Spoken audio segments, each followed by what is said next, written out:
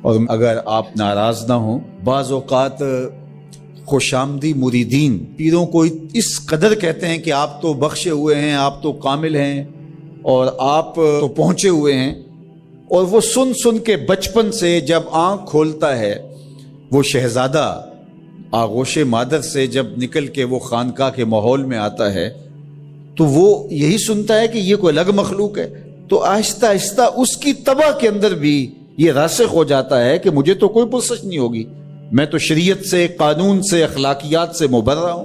ہم نے دیکھا ہے کہ پیروں کے بیٹے بالکل نوخیز بچے بوڑھے سفید داڑھیوں والوں کی تذلیل کر رہے ہوتے ہیں اور ان کو غلاموں کی طرح سمجھ رہے ہوتے ہیں۔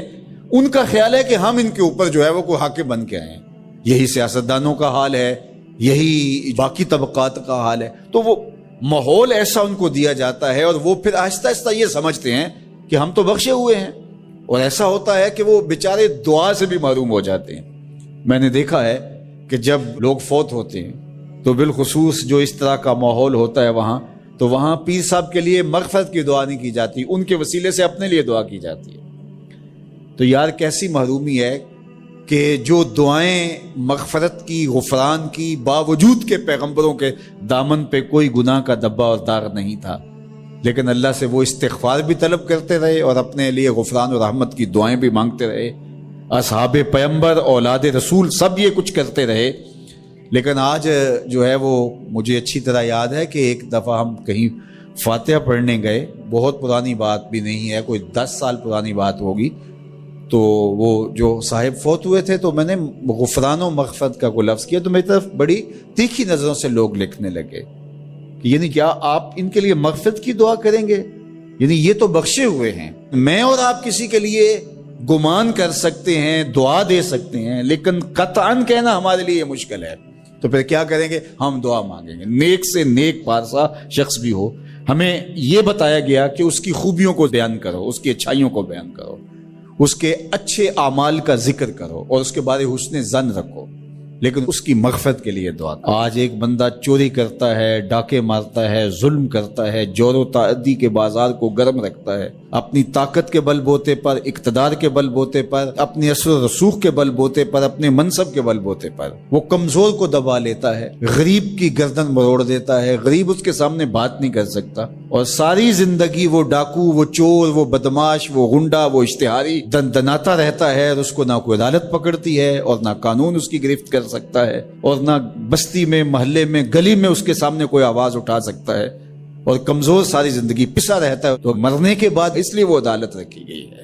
اللہ تعالیٰ نے قرآن مجید میں ارشاد فرمایا قیامت کے دن کیا ماننے والے اور انکار کرنے والے دونوں، کیا ہم ان کے ساتھ ایک جیسا سلوک کریں گے؟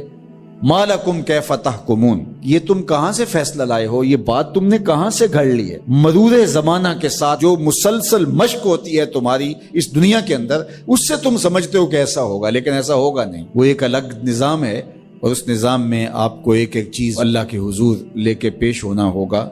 تو کہا واتقوا یوما، اس دن سے ڈرو، لا تجزی نفس عن نفس شیئا، کوئی جان کسی جان کی جزا نہیں بنے گی، کوئی جان کسی جان کا بدلہ نہیں بنے گی کہ اس جگہ مجھے رکھ لو۔ کوئی بننا بھی نہیں چاہے گا، اگر کوئی بنانا بھی چاہے تو کوئی بننا ہی نہیں چاہے گا۔ یوم یفر المرء من اخیہ وامہ وابیہ، اس دن باپ بھی کہے گا کہ میں اس کا ذمہ دار نہیں ہوں، بیوی کہے گی میں اپنے شوہر کی ذمہ دار نہیں ہوں، بیٹا کہے گا میں اپنی ماں کا ذمہ دار نہیں ہوں، ماں کہے گی میں اپنی بیٹی کی ذمہ دار نہیں ہوں، اور وہ ایک دوسرے سے جان چھڑا رہے ہوں گے۔ جب ماں بھی جان چھڑا رہی ہوگی، بتائیے وہ دن پھر کس طرح نفسی نفسی کا ہوگا۔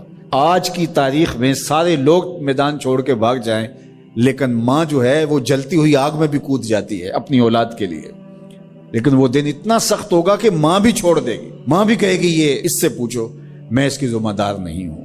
اللہ اکبر۔